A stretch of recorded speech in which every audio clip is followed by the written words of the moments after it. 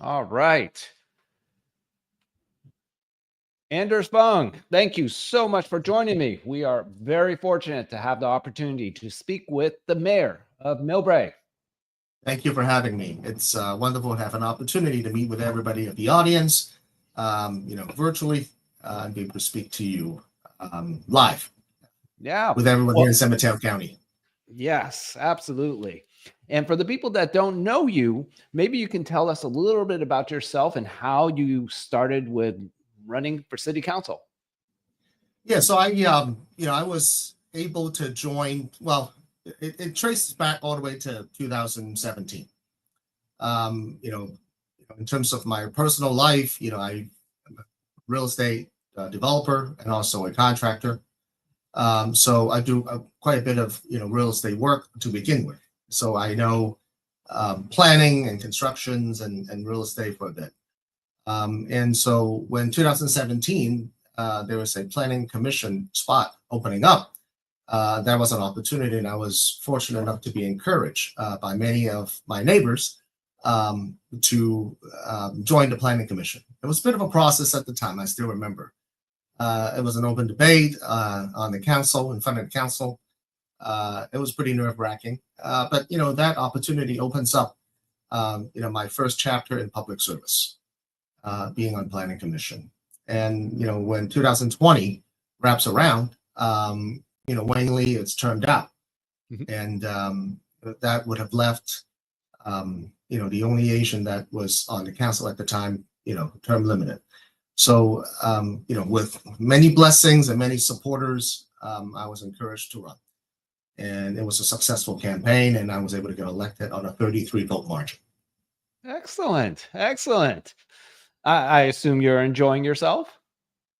It's an honor, and it is a privilege. As the first immigrant, Asian American immigrant, to be elected to office in Millbrae, when we have over 45% of our population here in Millbrae as a first generation immigrant, Yeah. and over 60% of us are Asian. So it is being able to speak the language that most of them do, coming from a similar background as they do, and this campaign represents sort of the true promise that this promised land it's fair for everyone, and if you work hard and play by the rule, you should be able to succeed. It just occurred to me that you got elected in the height of the pandemic. That must have been hard. I am this new breed of elected that was elected during the pandemic, when you cannot do door knocking and you do everything through a face mask. Right. And Right. yeah, no fundraising dinner, right? So it was a bit of a new experience for many, and it was also a very rewarding experience. But still get to be able to do online meetups such as this, Sure. and be able to talk to potential voters and my neighbors, so that they can get to know me and get to know one another. And the result was I was fortunate enough to be elected Now, on did some of the you slimmest margin. right. Now, did you grow up in Millbrae? No, I was born and raised in Hong Kong. Okay. And when did you move to Millbrae then? I came to the country at 18 years old, and that was about 30 some years ago. And always in And Millbrae. I moved to San Francisco, and then Okay. went to school, and then came back, and I moved to the Peninsula San Mateo County about 2007, and I Okay. moved to Millbrae in 2009. So been here about 16 years. Okay. No, that's very helpful.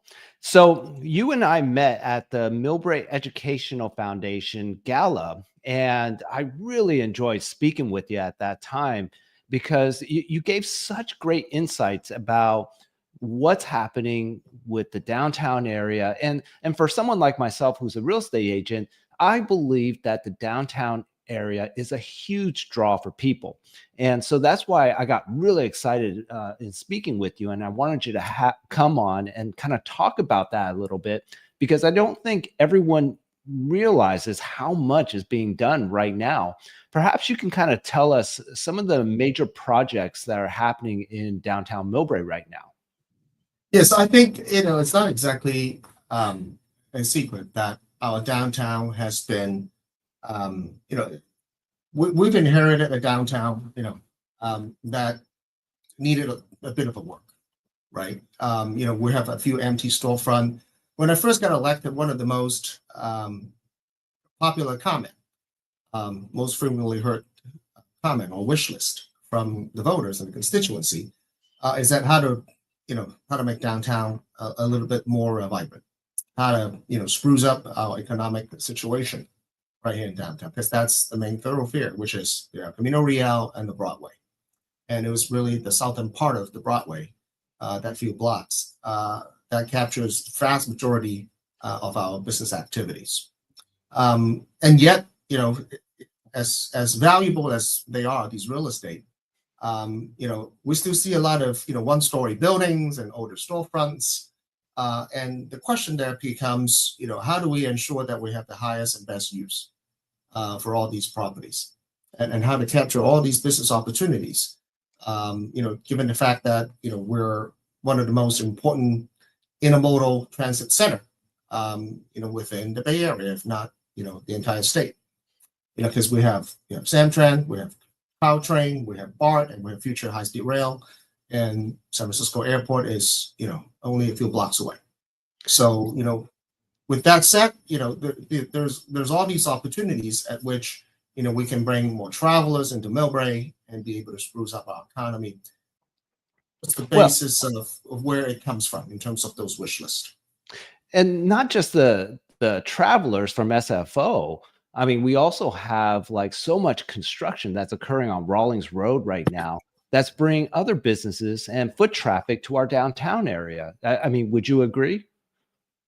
Absolutely. And just to kind of bring us back into the memory lane a little bit, Millbrae has always been in the past been considered as more of a bedroom community back in the days. And that's where we came from. And, as we bring in new fresh ideas and new wants and needs, Millbrae has now, slowly quickly, I should say, becoming the life science center of the Bay Area, where we have, 4 new buildings coming up, nearly 2 million square feet of life science lab and office space. Well, we also have Samtrans also that's moving it. Right, and then that's across the street, which is the train station, which is the transit center, which I can discuss a little bit more in a moment. The new life science building that we're coming in, we're nearly about 2 million square feet of lab and office space. And for the first time ever, Millbrae become a job center. And we're creating thousands of new jobs that are high quality jobs. And the first worldwide headquarters for Icon Therapeutic is slated to move in the next couple of months. And they're actually the furniture's in, so the people are likely to come in as we speak. And that's just a part of the equation, as part of our multi-pronged approach in terms of our economic development. And then right across the street, which is the transit center, and that's when the gateway, 400 units of residential housing, plus 157,000 square feet of office space and many more on the commercial retail down on the ground floor with new Paseo. And the 150,000 plus square feet is going to become the new headquarters for Samtran and Caltrain. And so that is going to become a bit of a government center moving forward here. And then there'll be hundreds of new employees, administrative and executive employees coming in Millbrae and become part of our daytime populations as well. Well, that's all fantastic. So, I mean, we're getting the stream of people, the foot traffic coming into the downtown area. What are some of the things, like from an infrastructure standpoint, are we doing in Millbrae that's going to support this new foot traffic? Yeah, so we're doing quite a bit of stuff, right? So, you see a lot of traffic improvement here on El Camino Real.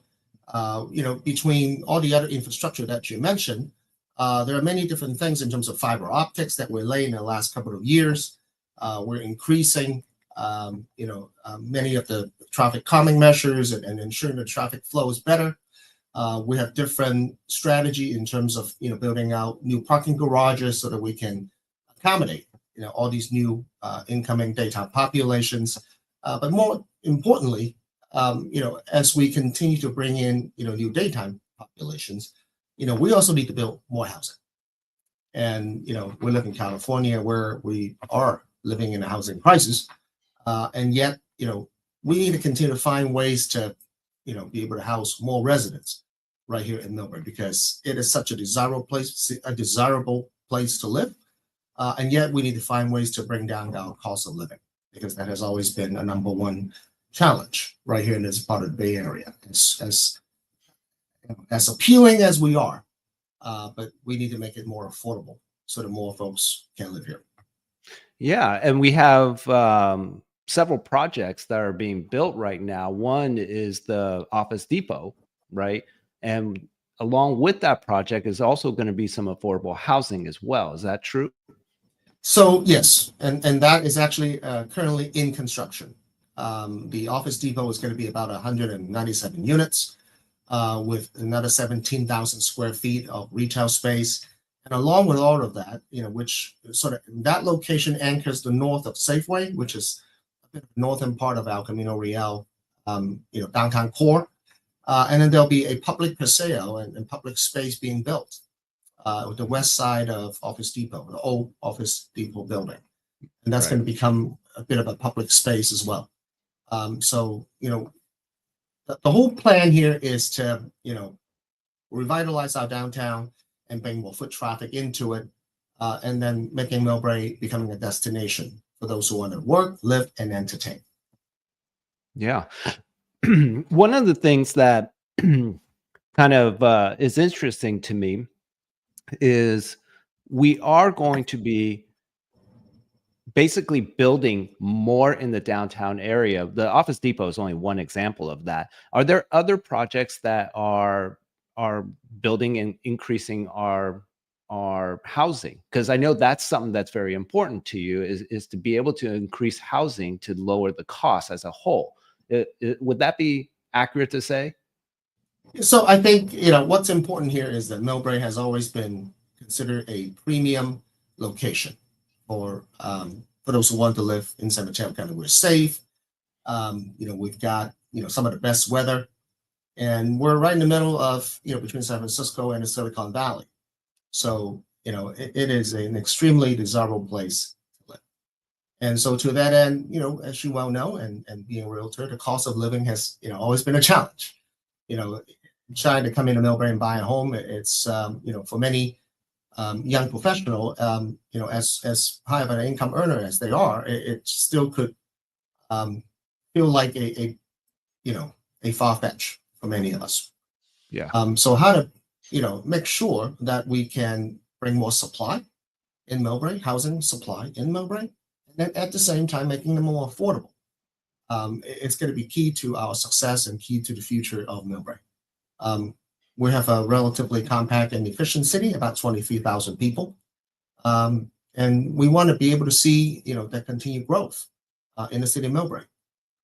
And also growing our younger populations, our professional populations as well.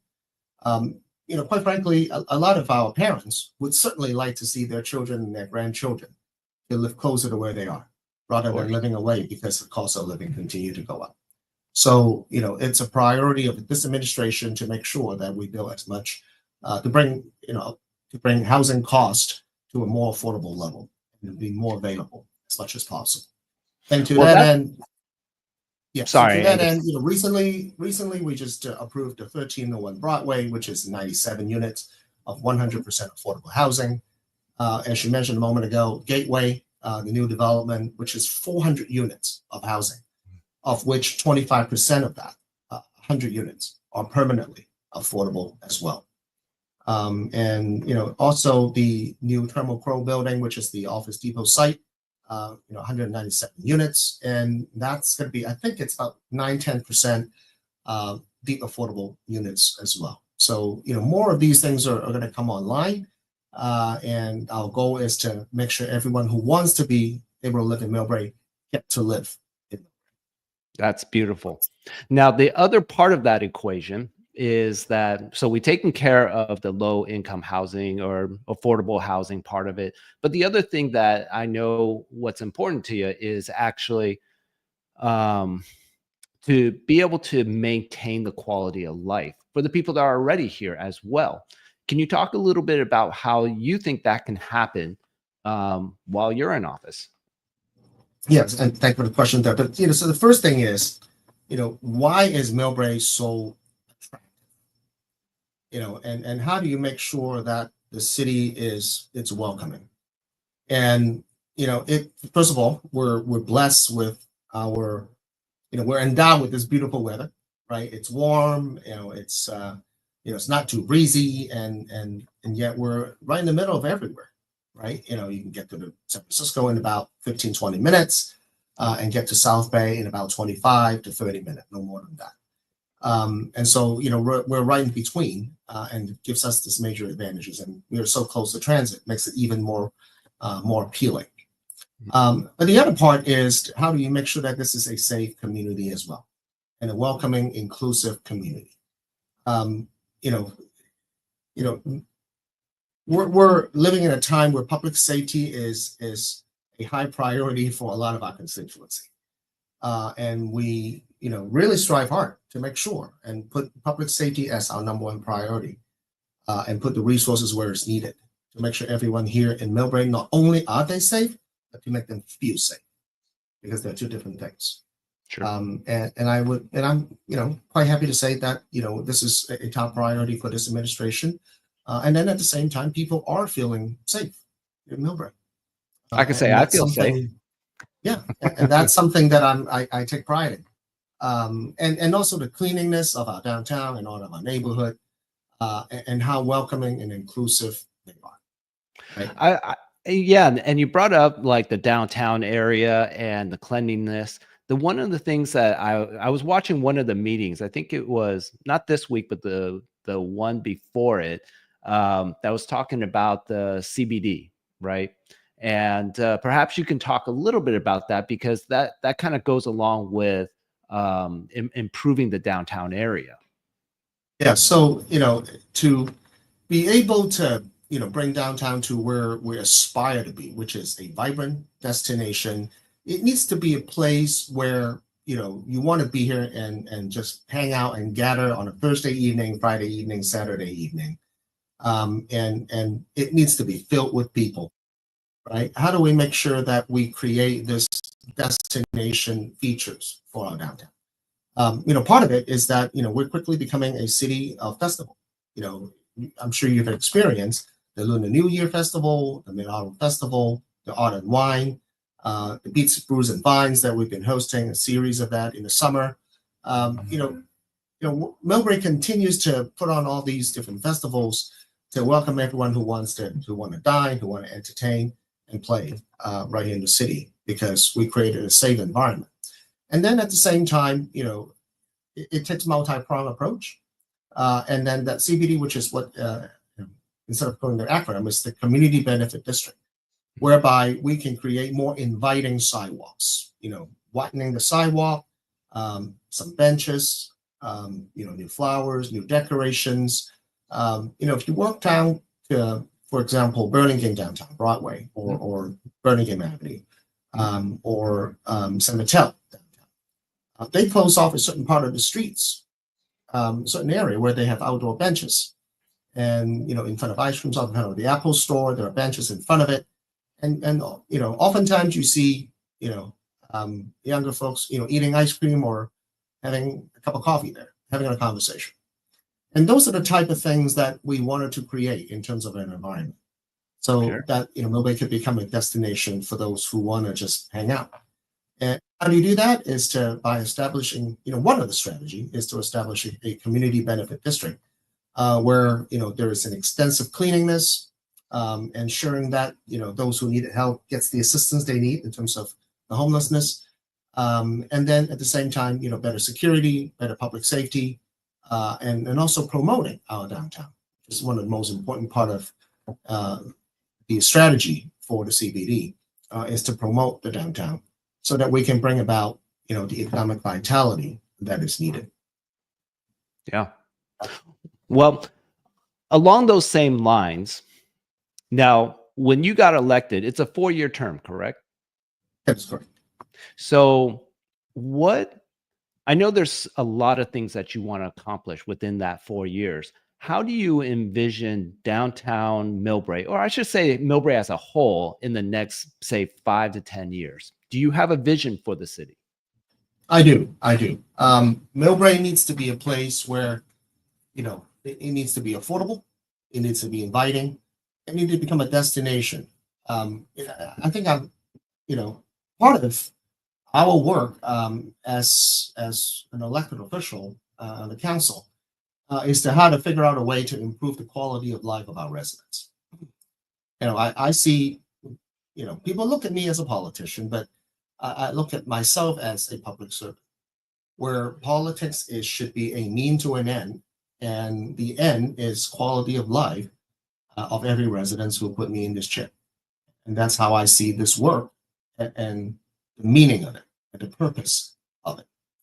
And so, with that, I think, how do I make sure that the same 23,000 people who elected me, or maybe, 30,000 people, moving forward, or maybe even more, how do I ensure that their quality of life in the city is good, and that they're proud to call this place home, and that they feel safe? Number one concern to a lot of the seniors who lives in our city, we're actually a very age-friendly city where we have, a sizable of our populations are actually 65 and above. Is how do they make sure that their children and their grandchildren can live close to where they are? Because cost of living is so high, and that many of the younger generation had to live hours away from their parents or grandparents. I have a concern about where my children's going to live, 10 years and 15 years from now. My daughter is 18. My son is, coming up 17 pretty quickly here. And cost of living isn't necessarily coming down anytime soon. It So, doesn't seem like it. Yeah. And so, with that, how do I make sure that the city continue to be as beautiful as it is, as inviting, as inclusive as it is, and to make it more affordable, so that those who aspire to be a Millbrae residents can become a Millbrae resident.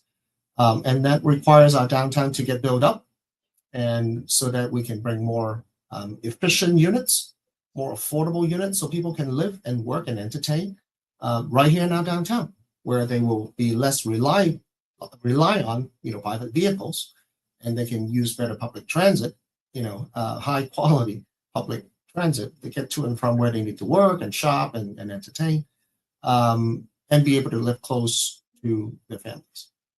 And I think that would be a priority of this administration's, and that's how I envision Millbrae needs to be 5, 10, 15 years from now.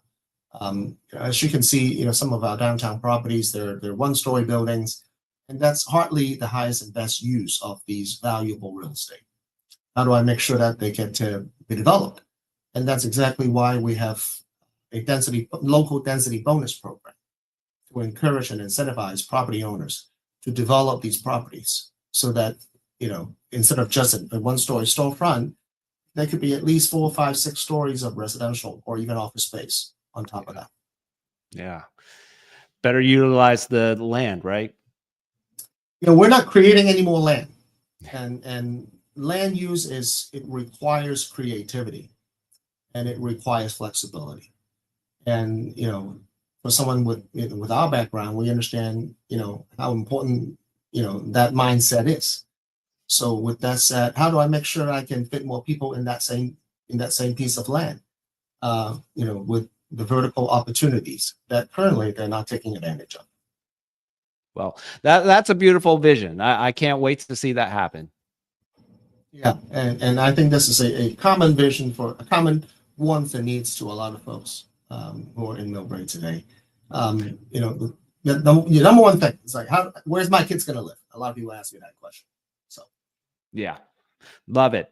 And I am running up against the time right now, because I told you we were going to be done in half an hour. So my last question is something that is maybe a little more personal, just so people get to know you a little bit. So when you're not running for office, what do you do on your downtime? Do you golf? Do you have a dog? What is it that makes you happy? Great question. Being in elected office, oftentimes, you get many different events in the evening time. But so I'm rarely, my confession here is that I rarely stay home for dinner. But when I do, I cook, and that's what makes me happy, and that's what makes my family happy.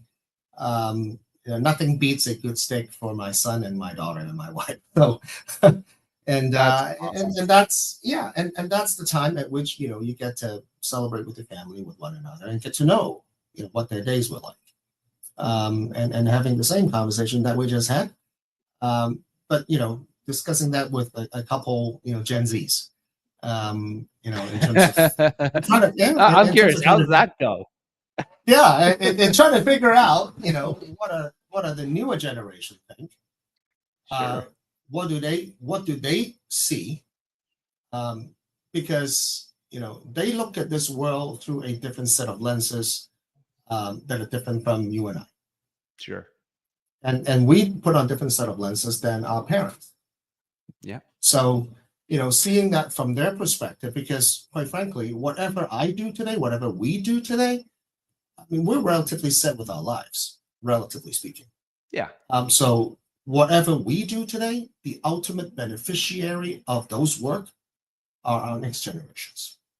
And that's how I see it, right? Love it.